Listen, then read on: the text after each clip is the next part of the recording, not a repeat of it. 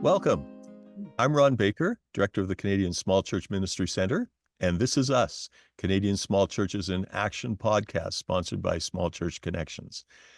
Today's guest is one that I find will be very interesting. I'm a person who has just moved from a small town into a large place. It is a whole different life that I'm living. I'm going to let our guest introduce herself and a bit of her ministry. We're going to talk about refugees and the small church today. So let's start off with, what is your name and what's been your ministry journey? Thanks, Ron.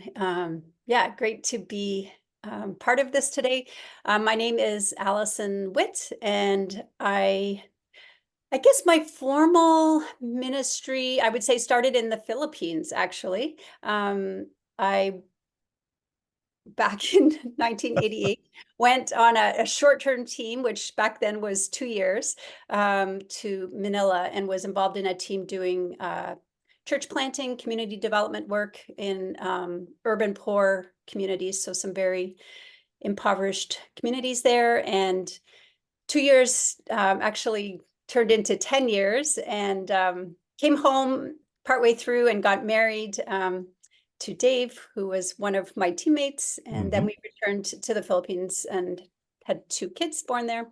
So that was, yeah, I think the most formational time in my life in terms of just forming me as my faith and the role of the church and understanding the poor, and yeah, just a very transformational time in my life. We came back to North America and ended up settling in Hamilton, which is where I have roots here, my kind of hometown. And our ministry at that point was really, I would say, neighborhood ministry. So we were really focused on our neighborhood, moved into a less desirable neighborhood, and mostly to work with two small churches who were here that were also had this vision of, we want to see our neighborhood flourish. And so we came to work with them. And yeah, then slowly over time, my focus kind of shifted to focusing on supporting refugees who are arriving in our city. Now, I just to put a little plug in for this podcast, the second episode that I did it was just back as COVID was starting, I believe it was with your husband, Dave, and he talked a bit about True City Hamilton, and as you said, that whole community type of approach and that type of thing. Now, you've gone into the whole area of refugee ministry. Maybe you can just talk a little bit about what that involves and what you're involved with in that. Yeah, so I kind of, yeah, came in through the back door, I guess. Okay. Like when we were focused on our neighborhood, the school, the local elementary school, was really the hub, I would say, one of the hubs for our community. And so we approached the school and said, if we were to volunteer here, like, what is your greatest need? How could we support you? And they said, support for our ESL students, English as a second language students. And so I was able to begin an after-school program that was specifically for the ESL students, kind of literacy-based, fun learning program. And yeah, then of course, so I wanted to go and visit the kids' families. So I went and visited their homes, and the moms, and primarily moms, were, delighted to welcome me. I was helping their child, and got to meet them and learned that many of them had been here for a number of years, but also didn't necessarily have strong English skills. So that led to starting an English conversation circle at one of the churches here. And then I started to hear their stories and learn how they got to Canada. And that was really the first time I began to understand who refugees were, and that, some of them had come as government-sponsored refugees, and some had come as privately sponsored, and some of them had come as asylum seekers, or what we call in Canada refugee claimants. Right. Yes. Yeah. So they were, coming from places, Bangladesh and Sudan and Somalia and El Salvador and like all over the world, and but all really struggling and pretty much, been here some up to 10 years and really alone. And so that was kind of my introduction, I guess, into the world of refugees. And as I look back, there was, then this kind of 2005, God was doing something, I would say, in Hamilton. There Oh, was okay. a sense of, I would describe it as him opening for the whole city, really, our eyes to the reality of refugees. And for the church in particular, there was this sense of, we need to do something. And that led to a bunch of us from several different churches. We identified this need for initial housing for refugee claimants arriving. And so we're able to start Micah House, which is a home. We kind of bought a house and kind of set up this initial housing.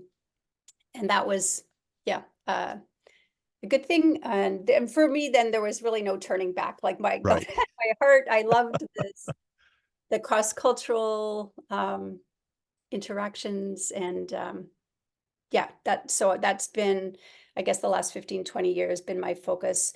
I now work with an organization called IAFR, which is very awkward to say, but Yeah, it's it is kind of, I tried saying that. Yeah. it doesn't roll off your Yeah. tongue, but it's International Association for Refugees. So it is a Christian mission or charity that is specifically focused on, we would say, helping people survive and recover from forced displacement. So I'm just going to throw a little bit of my own personal journey in this last month, having moved from a small town to a larger place, having tried to find accommodation, getting involved with the system of how you become recognized even within a new setting, and how well, just government paperwork and all that sort of stuff. Yes. Can you help me understand a little bit, if I was to come as a refugee to Hamilton, what would I be running up against? What type of things do you provide? Does this association provide that you're a part of? And as small churches start to think of this, where can they? Well, that's about 5 questions. So start with whatever you want to go with.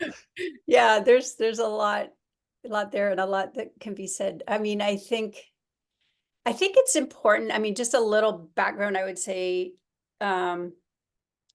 like refugees face so many barriers, but they're mostly like they're not people who are choosing to come here. I think that's the difference than, That's huge. Yeah.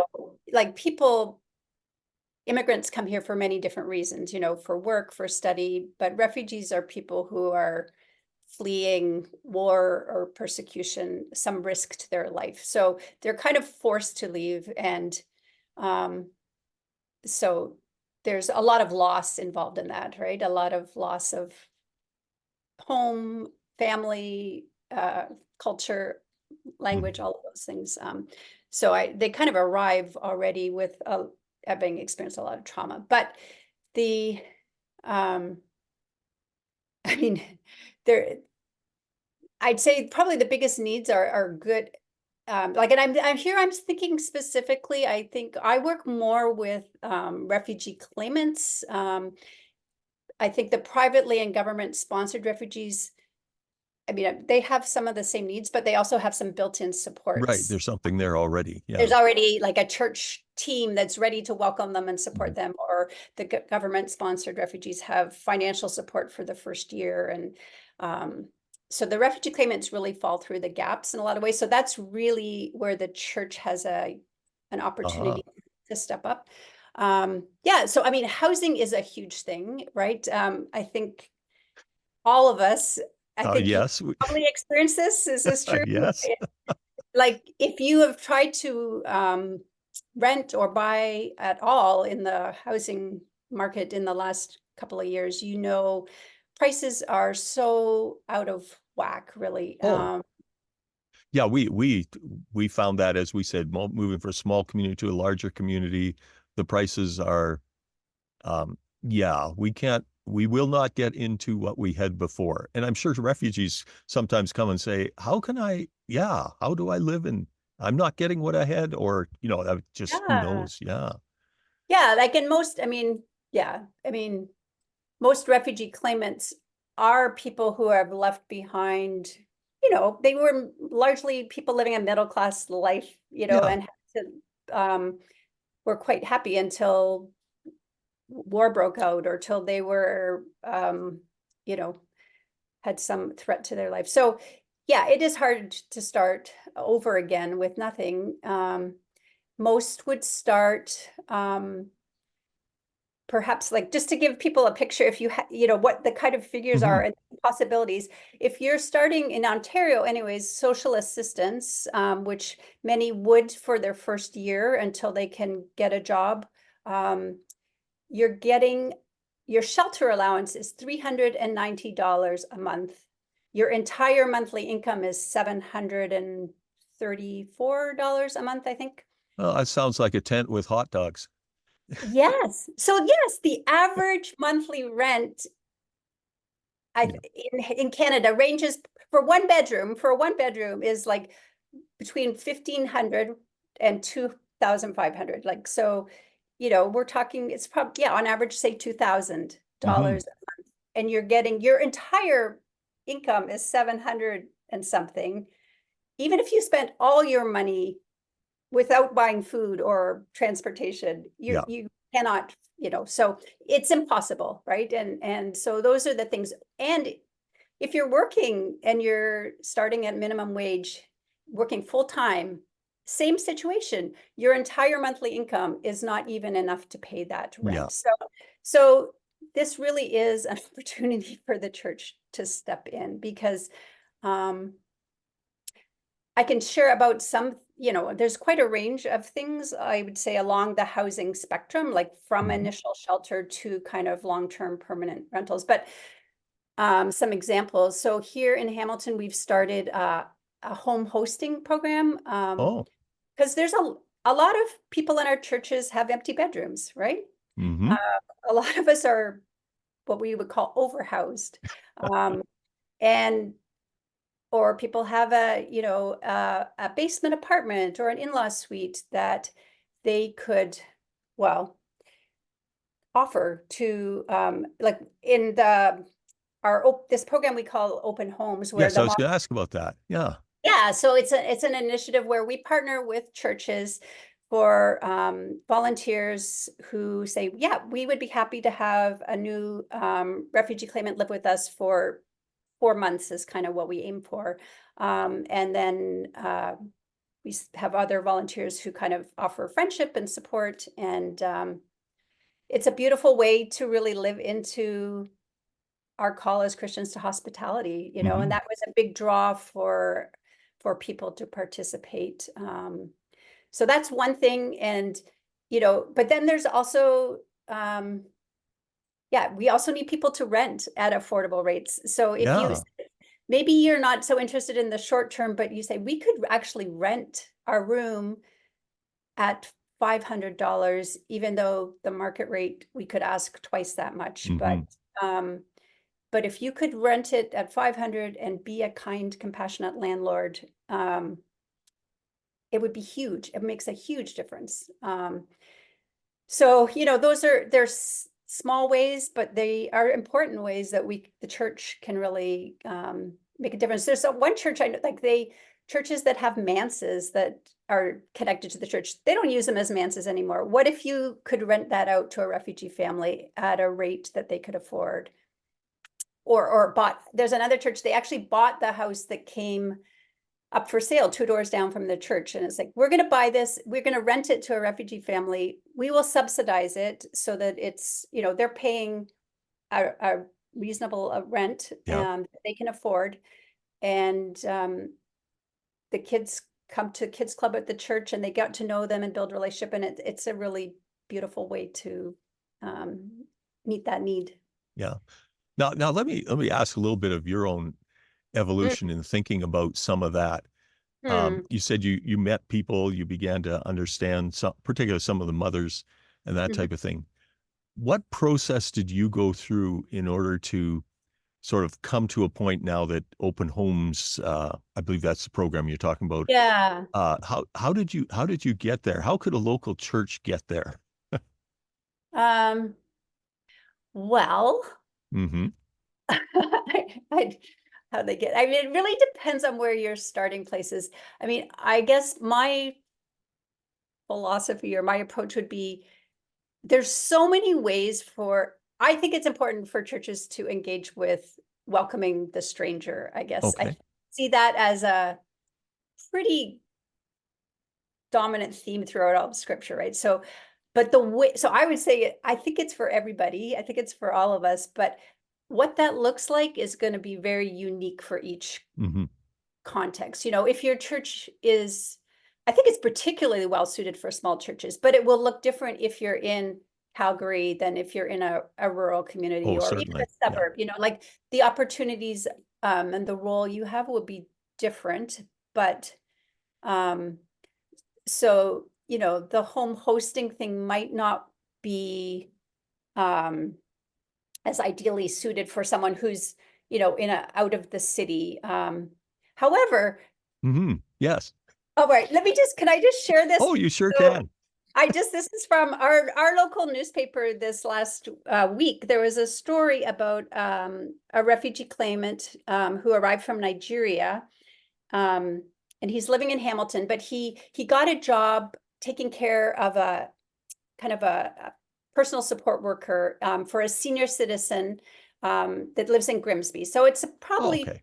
not far, half an hour if you have a car. Well, I hate to say it, but Grimsby happens to be where my mother grew up. So Okay, yeah, okay. so I do Yeah, know where you're talking.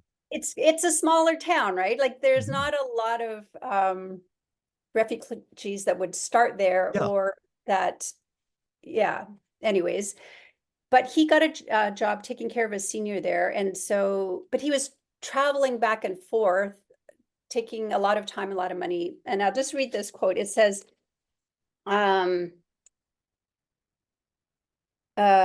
so the guy's name, he says, that's where this church in Grimsby came in. The church adopted me, says H.E., a man of faith who calls his Hamilton journey a divine arrangement. He sought out the church on foot after paying about $40 for an Uber ride to work. In response, the church took him in. Then a support network of congregants formed around him, giving him rides and places to rest between shifts. And now it's like he's part of our community, says the pastor. Meanwhile, helping HE has helped fill a need for local elder care. It's been just an absolute gift to get to know him. He's an inspiration to me. He's wonderful. So, just this, yeah, Yeah, that's a great story. I mean, yeah, it's not just I mean, sometimes when we say story, we think, oh, it's a story. But that's more this is where we can work. This is how we can reach out and be a part of other people's lives. Wow. yeah. And a lot of um, yeah, there's just a lot of issues. And there's the number, I mean, right now, last year there was, I think, 144,000 refugee claimants arrived in 1 year in Canada. And this particular kind of year, a lot of those were from East Africa. So a lot of them are Christians, a lot from Kenya, Nigeria, Uganda, and they come looking for church community. Hmm. They're looking for places. So, and yeah, anyways, so I think there's the unique things of how we connect with people will be um, dependent on who's in your congregation, because Yeah.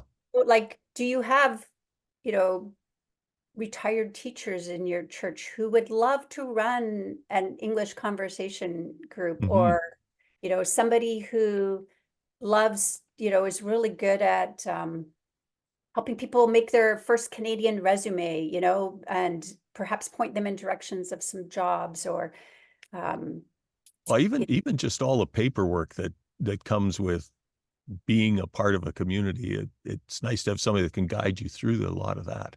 yeah. And so I would say, like, if people if you're, so I guess one of the things you said about what I do at IAFR, like we would offer some training and coaching and resources to churches if they're interested to get to more involved with refugees, but say, we need to know a little bit more, or hear a bit of what, things to know. Feel free to contact us. Yeah. I mean, like I'd love to kind of help resource churches to do that kind of work if that's something God's stirring in them. Okay, let me just I'm a bit of a historical person, not Okay. hysterical, but historical. Um, and I do love to hear IAFR Yes. Canada. How did that evolve? How did that happen? Can you give us a little background on that? Sure. Um, Briefly, so there is a group called IAFR in the States, Okay. that was started probably 10 years before us, founded by a guy called Tom Alpinson, who's worked amongst refugees all his life, basically, and was in Europe for a lot of that, came Hmm. back. But in Canada, we're really birthed out of People's Church in Toronto in many Oh, ways. right. Hmm. It's really, I mean, they're not a small church. No, they are not. They're on the other end of the spectrum, but they are a missions church, and Yes, they very much are so. so generous in how they help launch new initiatives like this. And a couple of people from People's Church really had this vision. Kind of, they would say foolishly at the beginning, their vision was really to see churches started in refugee camps globally. Hmm.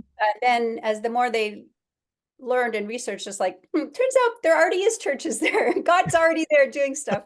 And that's really not the greatest need. But so as well as doing work here in partnering with churches in Canada, we do have a global partnerships. And so it really is about coming alongside refugees wherever they are. But yeah, so this group here locally, they ended up meeting Tom, the founder of IFR, at a Refugee Highway Partnership gathering, and Hmm. heard him share about what they were doing. And they're like, this is the missions organization we've been looking for, very Yeah. relational. How And many years ago would that have been? 6, not Oh, very long. really? Yeah, it's Oh, pretty yeah. new. Pretty new. Yeah. Yeah. Yeah. And so yeah, it's evolved since then, and I'm sure it continues to evolve. So let me ask a this is a huge wide question, but what would be the greatest challenge that you think particularly a small church would Hmm. find in moving into refugee ministry? Hmm.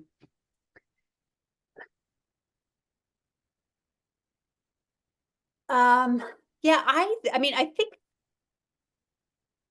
well, I think as Canadians, we're not very good at relationships, as a Oh, whole, I would say. yeah.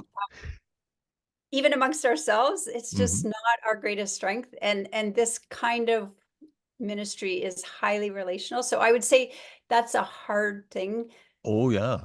But I would also soften that by saying, well, one, I think the smaller churches are probably better at it overall, They have to be. Yes. Yes, yes. And so that is, I think we are well positioned as smaller churches to do that. But also the newcomers who are coming are primarily coming from cultures where that is their strength. And so we can learn from the newcomers, God's Mm. being here in that. It's sort of that idea that we say we're ministering to refugees, but maybe they're also ministering as much to us to help us understand. Uh, 100%, 100%. And I think that would probably be the second challenge, is sometimes we inadvertently fall into a posture of trying to do everything and fix things, kind of, the savior complex of right. Yeah. as opposed to really approaching it with the mutuality you just described, like, because they want to contribute, they want to give. People come with education and skills and faith, and I think maybe the challenge is sometimes we're too slow to um we're happy to have people sitting in the pews, but Yeah. we're much slower to invite them into the life of our community, Okay. So they're easily overcomable, but I think that's our starting place. Our default postures sometimes are barriers to us. Yeah. And certainly within our current culture, trying to understand that whole idea that we may have been more paternalistic or colonial or whatever the term may be Yes. nowadays. We need to be more cooperative and accepting and bringing people in. Yeah. Yeah.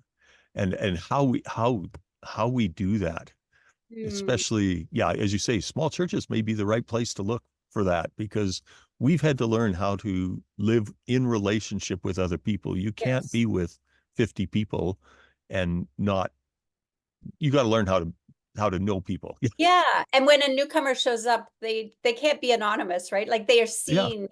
And so there's this opportunity to be known and to be seen and to be embraced by that community. And really, that's what, like, there's so much power. I think we sometimes underestimate the power of that friendship, right? Because that's we know that's part of what brings healing in people's Mm, trauma is being part of community, being known, being able to contribute, being and being prayed for, being so I yeah. think it doesn't even have to be a formal program per se. It's just being a welcoming space and a welcoming community. Yeah.